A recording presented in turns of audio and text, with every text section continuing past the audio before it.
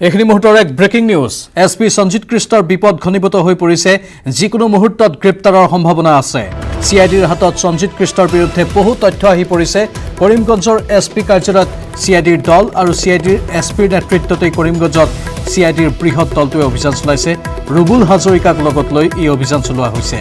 সঞ্জিত কৃষ্ণৰ দুগৰাকী দেহৰক্ষীক সিআইডিয়ে সোধপোছ কৰিছে আৰু আজি গ্ৰেপ্তাৰ হ'ব পাৰে এছপি সঞ্জিত কৃষ্ণ প্ৰশ্নকাকত কেনেদৰে সংগ্ৰহ কৰিছিল তাৰে এতিয়া অনুসন্ধান চলি আছে সঞ্জিত কৃষ্ণৰ দেহৰক্ষী চালক আৰু বিষয়াক সোধপোছ কৰা হৈছে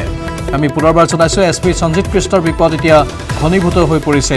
যিকোনো মুহূৰ্তত গ্ৰেপ্তাৰৰ সম্ভাৱনা প্ৰবল হৈছে সিআইডিৰ হাতত সঞ্জিত কৃষ্ণৰ বিৰুদ্ধে বহু তথ্য পাতি মজুত আছে কৰিমগঞ্জৰ এছপি কাৰ্যালয়ত সিআইডিৰ দল উপস্থিত হৈছে আৰু সিআইডিৰ এছপিৰ নেতৃত্বত কৰিমগঞ্জত সিআইডিৰ বৃহৎ দলটো গৈ অভিযান চলাইছে ৰুবুল হাজৰিকাক লগত লৈ গৈছে সঞ্জিত কৃষ্ণৰ দুগৰাকী দেহৰক্ষীক সিআইডিয়ে ইতিমধ্যে সোধপোছ কৰিছে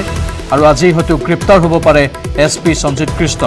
প্ৰশ্নকাকত কেনেদৰে সংগ্ৰহ কৰিছিল তাৰে অনুসন্ধান চলি আছে সঞ্জিত কৃষ্ণৰ দেহৰক্ষী চালক আৰু বিষয়াক সোধপোছ কৰা হৈ আছে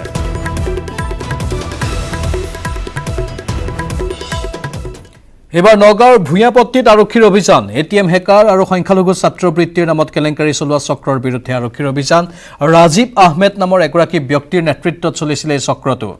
ৰাটাছ ইণ্ডিয়া টেকনলজি প্ৰাইভেট লিমিটেড নামৰ এটা প্ৰতিষ্ঠানত চলিছে এই অভিযান ভুৱা নথিপত্ৰৰে বহু লোকৰ নামত বেংক ঋণ সৰকাইছিল চক্ৰটোত বহু প্ৰভাৱশালী ব্যক্তি জড়িত থকাৰ সন্দেহ কৰা হৈছে কচুৱাৰ এগৰাকী বিৰোধী দলৰ ৰাজনৈতিক নেতাও জড়িত থকাৰ সন্দেহ কৰা হৈছে বৰ্তমানলৈকে আৰক্ষীয়ে কোনো ধৰণৰ মন্তব্য প্ৰকাশ কৰা নাই আৰক্ষীৰ বৃহৎ বাহিনীয়ে চলাইছে অভিযান য'ত উপস্থিত আছে আৰক্ষীৰ বিশেষ শাখাৰ উপ আৰক্ষী অধীক্ষক নগাঁৱৰ ভূঞাপট্টিত আৰক্ষীৰ এই অভিযানৰ খবৰ আমি জনাইছোঁ এটিএম হেকাৰ আৰু সংখ্যালঘু ছাত্ৰবৃত্তিৰ নামত কেলেংকাৰী চলোৱা চক্ৰৰ বিৰুদ্ধে আৰক্ষীৰ অভিযান ৰাজীৱ আহমেদ নামৰ এগৰাকী ব্যক্তিৰ নেতৃত্বত চলিছিল এই চক্ৰটো ৰাটাছ ইণ্ডিয়া টেকনলজি প্ৰাইভেট লিমিটেড নামৰ এটা প্ৰতিষ্ঠানত চলিছে এই অভিযান ভুৱা নথিপত্ৰৰে বহু লোকৰ নামত বেংক ঋণ সৰকাইছিল আৰু চক্ৰটোত বহু প্ৰভাৱশালী ব্যক্তি জড়িত থকাৰ সন্দেহ কৰা হৈছে কচুৱাৰ এগৰাকী বিৰোধী দলৰ ৰাজনৈতিক নেতাও জড়িত থকাৰ সন্দেহ কৰা হৈছে বৰ্তমানলৈকে আৰক্ষীয়ে কোনো ধৰণৰ মন্তব্য প্ৰকাশ কৰা নাই আৰক্ষীৰ বৃহৎ বাহিনীয়ে তাত অভিযান চলায় এই সন্দৰ্ভত অধিক জনাব আমাৰ সতীৰ্থ নীলোৎপলে নগাঁৱৰ ভূঞাপট্টিত আৰক্ষী অভিযান চলাইছে আৰু আৰক্ষীয়ে ইয়াত বহু পৰিমাণৰ এটিএম আধাৰ কাৰ্ড আৰু বিভিন্ন আপত্তিজনক নথিপত্ৰ জব্দ কৰিছে আৰু ইয়াত যি দেখিবলৈ পোৱা গৈছে যে কিহৰ কাৰণে অভিযান চলাইছে বৰ্তমানলৈকে সেয়া আৰক্ষীয়ে স্পষ্ট কৰা নাই কিন্তু এটা কথা ক'ব লাগিব যে বহু পৰিমাণৰ এটিএম আধাৰ কাৰ্ড আৰু বিভিন্ন লোকৰ যি চিম কাৰ্ড উদ্ধাৰ কৰা হৈছে এটিএম কাৰ্ড উদ্ধাৰ কৰা হৈছে আৰু একাংশ লোকৰ মতে ইয়াত ঋণ প্ৰদান কৰা হয় আৰু বিভিন্ন CSPৰ লগত জড়িত এই প্ৰতিষ্ঠানটো আৰু সংখ্যালঘু ছাত্ৰবৃত্তিৰ কেলেংকাৰীৰ লগতে এইটো অনুষ্ঠান এই প্ৰতিষ্ঠানটো জড়িত বুলি একাংশ লোকে কৈছে কিন্তু বৰ্তমানলৈকে আৰক্ষীয়ে কোনো ধৰণৰ তথ্য প্ৰকাশ কৰা নাই তিনিজন লোকক ইতিমধ্যে আৰক্ষীয়ে আটক কৰি তেওঁলোকে লৈ গৈছে ইয়াত যি আৰক্ষীৰ যি সীমান্ত শাখাৰ যিগৰাকী যি আৰক্ষী বিশেষ শাখাৰ যিগৰাকী উপ আৰক্ষী অধীক্ষক তেওঁ আহি পেলাই অভিযান চলাইছিলে আৰু অভিযান চলাই পেলাই তেওঁলোকে ইয়াত যি তিনিগৰাকী যি এগৰাকী ব্যক্তিক আটক কৰি লৈ গৈছে আৰু বিভিন্ন লোকৰ খনত অভিযান চলাইছে আপোনালোক ইয়াৰ লগত জড়িত নেকি একচুৱেলি আমি আহিছিলোঁ মানে কামপুৰৰ পৰা আহিছিলোঁ মানে দিলৱাৰ দা বুলি কয় মানে দবকাৰ মানুহ এজনে এখেতক মানে কি এটা মোবাইল নাম্বাৰ দিছিলে যে এনেকৈ হেৰি CSPৰ কাৰণে মানে মেচিন হেৰি কৰিব পাৰিব বুলি তো তেওঁৰ তাতে আছে বৰ্তমান সেই মোবাইল নাম্বাৰত কণ্টেক্ট কৰি পেলাই মোক ক'লে যে তুমিও মোৰ লগতে ওলোৱা বুলি গতিকে মই সেইমতে আহিলোঁ অহাৰ পাছত জাষ্ট 10 মিনিটমান বহিছিলোঁহে বহাৰ পাছত আহি পেলাই চাহত আহি পেলাই পালেহি কি বস্তু মানে সবিশেষ গম পোৱা নাই ধৰিব পৰা নাই মই দেখিছোঁ আৰক্ষী বৰ্তমান দেখিবলৈ পোৱা গৈছে যে আৰু এগৰাকী ব্যক্তিক লৈ আনিছে আৰক্ষী আৰু যিগৰাকী উপ আৰক্ষী অধীক্ষক যিগৰাকী বিশেষ শাখাৰ উপ আৰক্ষী অধীক্ষক তেওঁ আহিছে অভিযান চলাই আছে বৰ্তমান আৰক্ষীয়ে কি কাৰণত কি সংকট অভিযান চলিছে সেই বিষয়ে জনোৱা নাই আৰু বৰ্তমান আমি দেখিবলৈ পাইছোঁ যে যিগৰাকী উপ আৰক্ষী অধীক্ষক আহিছে তেওঁ বৰ্তমান ইয়াত অভিযান চলাই আছে মই আপোনালোকক এতিয়া অলপ পিছত এতিয়া একো কথা নকয় নিশ্চয় এগৰাকী ব্যক্তিক আটক কৰি ইতিমধ্যে সোধা পোছা চলাই আছে আৰু আমি দেখোঁ দুগৰাকী ব্যক্তিক লৈ অনা হৈছে ইয়াত যি CSP বা বিভিন্ন যি সংখ্যালঘু ছাত্ৰবৃত্তি এনেকুৱা ধৰণৰ বহু ইয়াত জালিয়াতি হৈ আছিলে সেই সন্দৰ্ভত বৰ্তমান আৰক্ষীয়ে তদন্ত অব্যাহত ৰাখিছে আৰু বৰ্তমান নগাঁৱৰ ভূঞাপট্টিত আৰক্ষী অভিযান চলাই আছে নলবাৰীৰ সাংবাদিক অনিমেষ বৰ্মনক ড্ৰাগছ মাফিয়াই আক্ৰমণ কৰাৰ প্ৰতিবাদত নলবাৰীত যুৱ ছাত্ৰ পৰিষদৰ প্ৰতিবাদী সমদল নলবাৰীৰ চামতাত যুৱ ছাত্ৰ পৰিষদৰ এই উত্তাল প্ৰতিবাদকাৰীসকলে অৱৰোধ কৰে সৰ্থেবাৰী নলবাৰী ৰাজ্যিক ঘাইপথ সাংবাদিকগৰাকীক আক্ৰমণ কৰা ড্ৰাগছ মাফিয়া শীঘ্ৰেই গ্ৰেপ্তাৰৰ দাবীত পশ্চিম নলবাৰী ৰাজহ চক্ৰৰ কাৰ্যালয়ও ঘেৰাও কৰে শতাধিক যুৱ ছাত্ৰ পৰিষদৰ সদস্যই এগৰাকী সাংবাদিকক আক্ৰমণ কৰাৰ বিৰুদ্ধে এই প্ৰতিবাদী কাৰ্যসূচী অনিমেষ বৰ্মনক ড্ৰাগছ মাফিয়াই আক্ৰমণ কৰিছিল আৰু তাৰ বাবে প্ৰতিবাদ সাব্যস্ত কৰিছে নলবাৰীৰ যুৱ ছাত্ৰ পৰিষদৰ এইসকল সদস্যই প্ৰতিবাদী সমদল বাহিৰ কৰে নলবাৰীৰ চামতাত যুৱ ছাত্ৰ পৰিষদৰ এয়া উত্তাল প্ৰতিবাদকাৰীসকলে অৱৰোধ কৰে সৰ্থেবাৰী নলবাৰী ৰাজ্যিক ঘাইপথ সাংবাদিকগৰাকীক আক্ৰমণ কৰা ড্ৰাগছ মাফিয়াক শীঘ্ৰেই গ্ৰেপ্তাৰৰ দাবীত পশ্চিম নলবাৰী ৰাজহ চক্ৰৰ কাৰ্যালয়ও ঘেৰাও কৰে শতাধিক যুৱ ছাত্ৰ পৰিষদৰ সদস্যই এই ঘটনাৰ লগত জড়িত প্ৰত্যেকগৰাকী অপৰাধীক গ্ৰেপ্তাৰ কৰি দৃষ্টান্তমূলক শাস্তি দিয়াৰ কাৰণে আমি দাবী উত্থাপন কৰিছোঁ আৰু আৰক্ষীৰ যি ব্যৰ্থতা এই ব্যৰ্থতাকো আমি কিন্তু কঠোৰভাৱে সমালোচনা কৰিছোঁ আৰু এই ব্যৰ্থতাই এটা কথাকে সূচায় যে ড্ৰাগছ মাফিয়াৰ লগত কৰবাত নহয় কৰবাত আৰক্ষীৰ গোপন বুজাবুজি আছে ধাৰাবাহিক খবৰ আমি চলাই থাকিম কিন্তু এইখিনিতে সময় হৈছে বাণিজ্যিক বিৰতিৰ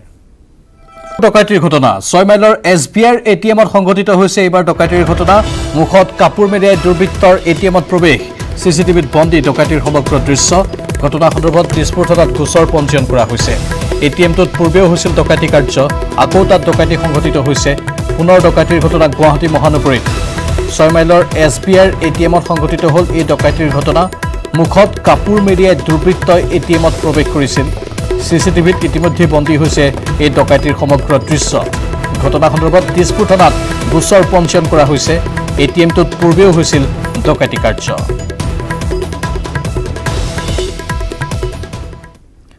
স্বাস্থ্যমন্ত্ৰী হিমন্ত বিশ্ব শৰ্মাই আজি দুৰ্গা পূজাৰ কোভিড প্ৰটোকল ঘোষণা কৰে জনতা ভৱনত আয়োজিত সংবাদমেলত মন্ত্ৰী শৰ্মাই কোভিড প্ৰটোকল ৰাজহুৱা কৰাৰ লগতে কেতবোৰ গুৰুত্বপূৰ্ণ ঘোষণাও কৰে ৰাজ্যত দুৰ্গা পূজা পাতিব পাৰিব পূজা পতাত কোনো বাধা নাই কিন্তু কোভিড প্ৰটোকল মানিব লাগিব ইতিমধ্যে দুৰ্গা পূজাৰ প্ৰটোকল ইছ্যু কৰা হৈছে পূজাৰ বাবে জিলা প্ৰশাসনৰ অনুমতি ল'ব লাগিব পূজাৰী কমিটি আৰু স্বেচ্ছাসেৱকৰ কোভিড পৰীক্ষা বাধ্যতামূলক কৰা হৈছে প্ৰতিমা বিসৰ্জনৰ পাছতো কৰিব লাগিব কোভিড পৰীক্ষা পূজাত ব্যস্ত কৰ্মচাৰীৰো পৰীক্ষা বাধ্যতামূলক কৰা হৈছে পেণ্ডেলত প্ৰৱেশ প্ৰস্থান দ্বাৰ থকাটো বাধ্যতামূলক কৰা হৈছে 9 বজাৰ লগে লগে পেণ্ডেলৰ গেট বন্ধ হ'ব লাগিব আৰতি কৰিব পাৰিব কিন্তু সাংস্কৃতিক অনুষ্ঠান বন্ধ কৰা হৈছে 9 বজাৰ পিছত হোটেল ৰেষ্টুৰাঁসমূহ বন্ধ কৰিব লাগিব এটা মণ্ডপত 50 জনতকৈ বেছি লোক এবাৰত যাব নোৱাৰিব মাস্ক আৰু চেনিটাইজাৰ ব্যৱহাৰ কৰাটো বাধ্যতামূলক পূজাৰ কেইদিন বাহনত দুজন উঠিব নোৱাৰিব বিশেষকৈ দুচকীয়া বাহনত দেৱী বিসৰ্জনত নহ'ব কোনো সমদল দুৰ্গা পূজাত সকলোকে সাৱধানতা অৱলম্বনৰ আহ্বান জনোৱা হৈছে ঠাণ্ডাৰ দিনত ছেকেণ্ড ৱেভ আহিব পাৰে অসমত পৰীক্ষা কমাই দিয়া হোৱা নাছিল দিল্লী আদিত পৰীক্ষা কমাই দিয়া হৈছিল সেই দিল্লী আদিত ছেকেণ্ড ৱেভ আহিল ৰাজ্যত কৰোনাৰ পজিটিভিটিৰ হাৰ হ্ৰাস পাইছে আৰু ৰাজ্যত কৰোনাত আক্ৰান্তৰ হাৰো হ্ৰাস পাইছে ভাৰতে জানুৱাৰী মাহৰ ভেকচিন দিয়া আৰম্ভ কৰিব আমাক জানুৱাৰীৰ পৰা জুনৰ ভিতৰত সাজু হ'বলৈ কোৱা হৈছে এই বিষয়ে কেন্দ্ৰৰ সৈতে আমাৰ ভিডিঅ' কনফাৰেন্স হৈছে সন্মুখত থকা লোকক প্ৰথমে এই ভেকচিন দিয়া হ'ব 3বিধ ভেকচিনৰ কথা আলোচনা হৈ আছে যদি দুৰ্গা পূজাৰ সময়ত আমি স্বাস্থ্য বিভাগে দিয়া নীতি নিৰ্দেশ আমি পালন কৰোঁ আৰু দুৰ্গা পূজাৰ পিছত যদি কেছৰ ৰাইজ নহয় তেতিয়াহ'লে মই ভাবোঁ যে আমি বহুখিনি সফলতা লাভ কৰিব পাৰিম দুৰ্গা পূজাৰ যিখন প্ৰটোকল বা SOP এই প্ৰটোকলখন আমি আজি ইছ্যু কৰিছোঁ আৰু মই ভাবোঁ যে মোৰ টুইটাৰ একাউণ্টৰ পৰা হওক NHMৰ টুইটাৰ একাউণ্টৰ পৰা হওক আপোনালোকে এই প্ৰটোকলখন লৈ ল'ব পাৰিব কেইটামান বিষয়ে আমি হাইলাইট কৰিছোঁ এইটো হৈছে পূজা আমি পতাত কোনো ধৰণৰ বাধা দিয়া নাই আমি খালি কৈছোঁ যে পূজা পাতোতে জিলা প্ৰশাসনৰ পৰা আপোনালোকে অনুমতি ল'ব তাৰপিছত আমি দ্বিতীয় অনুৰোধ কৰিছোঁ যে ক্লোজ পেণ্ডেল নকৰিব পেণ্ডেল বনোৱাত আমি বাধা দিয়া নাই কিন্তু পেণ্ডেলটো চাৰিওফালৰ পৰা মুকলি হ'ব লাগে, ক্ল'জ হ'ব নালাগে। আমি সেইটো এটা কথা কৈছোঁ যে ইট শুড বি এডুকুৱেট স্পেচ থাকিব লাগে, এণ্ট্ৰি আৰু এক্সিট গেট দুটা হ'ব লাগে। যিফালেদি এণ্ট্ৰি কৰিছে সেইফালেদি এক্সিট হ'ব নালাগে, যিফালে এক্সিট কৰিছে সেইফালেদি এণ্ট্ৰি হ'ব নালাগে। স্বাভাৱিকতে পূজা কমিটিৰ দায়িত্ব হ'ব যে পূজা মণ্ডপত কোনেও যাতে মাস্ক আৰু হেণ্ড চেনিটাইজাৰ ব্যৱহাৰ নকৰাকৈ প্ৰৱেশ নকৰে। আমি এটা নিয়ম ৰাখিছোঁ যে পূজা যিসকলে ভলেণ্টিয়াৰ্ছ আৰু পূজাৰী থাকিব তেওঁলোকে কম্পালচৰিলি পূজাৰ আগদিনাখন টেষ্ট কৰিব লাগিব। পঞ্চমীৰ দিনাখন তেওঁলোকে মেইন পূজা কমিটি আৰু পূজাৰ পুৰোহিতজনে পঞ্চমীৰ দিনা তেওঁলোকে ক'ভিড টেষ্ট কৰিব লাগিব আৰু দেৱী মাৰ বিসৰ্জনৰ পিছত তেওঁলোকে আকৌ এবাৰ টেষ্ট কৰিব লাগিব। এইটো কিন্তু একেবাৰে মেণ্ডেটৰী যে পঞ্চমীৰ দিনা পূজাৰীজন পূজাৰ ভোগ আদি বনালে যিকেইজন কৰ্মচাৰী থাকিব যোগালী বুলি কয়, সহযোগী পূজাৰী বুলি কয়, আৰু পূজা কমিটি দিনে ৰাতিয়ে যিসকলে লাগি থাকিব তেওঁলোকক জিলা প্ৰশাসনে কম্পালচৰিলি তেওঁলোকক টেষ্ট কৰিব আৰু দেৱী মাৰ বিসৰ্জনৰ পিছত তেওঁলোকক টেষ্ট কৰিব। 2-3টা আমি ৰেষ্ট্ৰিকশ্যন আনিছোঁ যে 10 বজাৰ পিছত পূজা মণ্ডপটো ক্ল'জ কৰি দিব লাগিব। দ্বিতীয়তে পূজাৰ সময়ত আমি 2জন যুৱকে পিলিয়ন ৰাইডিং কৰিব নোৱাৰিব। মহিলাই পাৰিব, পিছফালে ল'ৰা ছোৱালীয়ে পাৰিব, বা 2জন মেল পূজাৰ কেইদিন পিলিয়ন ৰাইডিং আমি মানা কৰিছোঁ যে পূজাৰ কেইদিন 2জন পুৰুষে যাতে পিলিয়ন ৰাইডিং নকৰে। কালচাৰেল ফাংচন আমি মানা কৰিছোঁ যে পূজাত কালচাৰেল ফাংচন নালাগে, কিন্তু আৰতি কৰাত কোনো বাধা নাই, কিন্তু কোনো মাইক লগাই কালচাৰেল ফাংচন নহ'ব, কোনো ধৰণৰ প্ৰতিযোগিতা নহ'ব, কিন্তু আৰতি কৰাত কোনো বাধা নাই। ইয়াত অকণমান ৰেষ্টুৰেণ্ট আদি 9টা। ইফালে ৰাজ্যত ক্ৰমাৎ কোভিডৰ প্ৰকোপ হ্ৰাস পোৱা বুলিও একেখন সংবাদমেলতে উল্লেখ কৰে মন্ত্ৰী হিমন্ত বিশ্ব শৰ্মাই। যোৱা এসপ্তাহত 3.76, 3.9, 3.7, 3.2, 3.5, 3.5, যোৱাকালি 1.4।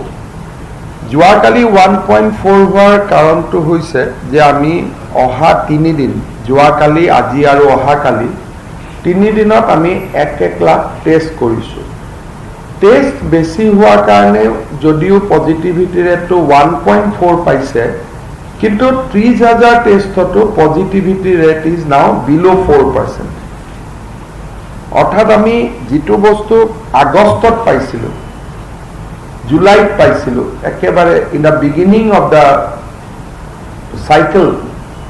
সেই ধৰণৰ আমি এটা পাৰ্চেণ্টেজ বা পজিটিভিটি ৰেট যোৱা 7 দিনত আমি দেখিব আৰম্ভ কৰিছোঁ।